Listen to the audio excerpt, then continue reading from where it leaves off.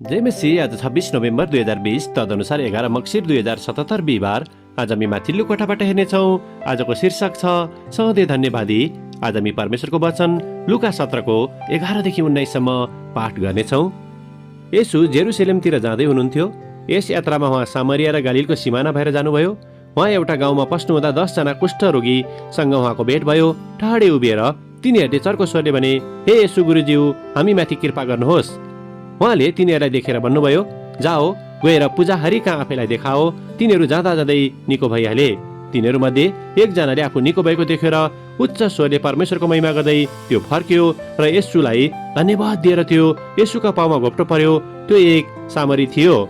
येशूले भन्नुभयो, के निको भएका 10 जना होइनन् र अरू 9 जना कहाँ छन्? के यो विदेशी बाहेक फर्किआएर परमेश्वरको प्रशंसा गर्ने अरू कोही भएन? अनि उहाँले त्यसलाई भन्नुभयो, उठ र आफ्नो बाटो लाग, तिम्रो विश्वासले तिमीलाई निको पारेको छ। आमेन। लुका 17को 15 र 16लाई लेखक यहाँ जोड दिनुहुन्छ। तिनीहरूमध्ये एकजनाले आफू निको भएको देख्यो र उच्च स्वरले परमेश्वरको महिमा गर्दै त्यो फर्क्यो र येशूलाई धन्यवाद दिएर त्यो येशूका पाउमा घोप्टो पर्यो। आमेन। लेखक आफ्नो अनुभव र विचारलाई यहाँ यसरी प्रस्तुत गर्नुहुन्छ। विश्वका धेरै देशहरूमा, साथै मेरो देश ब्राजिलमा पनि धन्यवाद दिने दिन मनाउने गरिन्छ। अमेरिकामा धन्यवाद दिने दिनमा परिवारजनहरू, मित्रहरू र छरछिमेकीहरू एक आपसमा भेटघाट गर्दछन्। यद्यपि हामीहरू कहिलेकाहीँ त्यस दिन एक अर्कासँग खुलेर धन्यवादी हुन भने सङ्घर्ष गरिरहेका हुँदछौँ।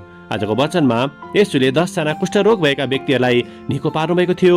यद्यपि तीमध्ये एकजनाले मात्र उहाँलाई धन्यवाद चढाए। त्यसैले येशूले प्रश्न गर्नुहुँदछ, अरू 9 जना कहाँ गए? हामीहरू परमेश्वरमा धन्यवादी हुनको निम्ति बोलाइएका छौँ। कुनै एउटा विशेष दिन अथवा खाना खानु अघि मात्र नभई हरेक दिनको निम्ति हो।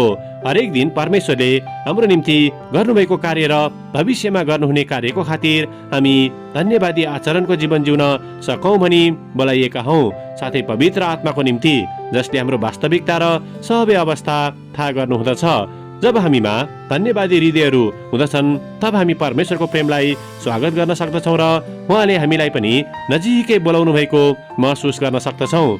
तब परमेश्वरको प्रेमको प्रत्युत्तरमा हामीले आफ्नो जीवन, काम र सेवकाईलाई उहाँको निम्ति भेटिसर अर्पण गर्न सक्दछौँ। आमेन।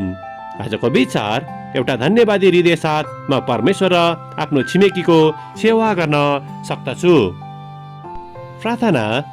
हामी धन्यवादी छौँ हे परमेश्वर, तपाईँ जे हुनुहुन्छ र तपाईँले जे गर्नुहुँदछ। हामीलाई निरन्तर रूपले तपाईँमा र अरूहरूमा धन्यवादी हुने आत्मा हालिदिनुहोस्, ताकि हामी आफ्नो जीवन र वरदानहरूलाई तपाईँ र आफ्नो छिमेकीको निम्ति प्रयोग गर्न सकौँ। येशूको नाउँमा आमेन।